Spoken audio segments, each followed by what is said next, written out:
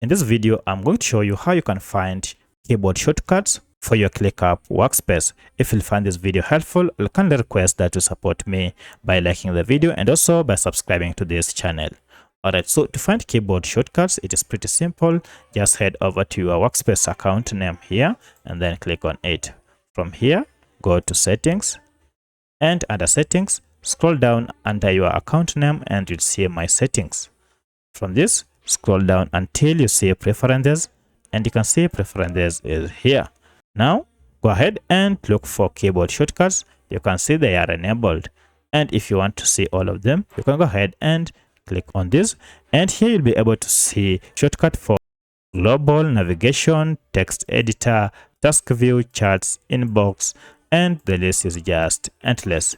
So you can see here the shortcuts, and now you can go ahead and start using them. So that's how you can find all keyboard shortcuts for ClickUp. If you have any other question, kindly let me know in the comment section. Otherwise, thanks for watching and let's meet in the next video.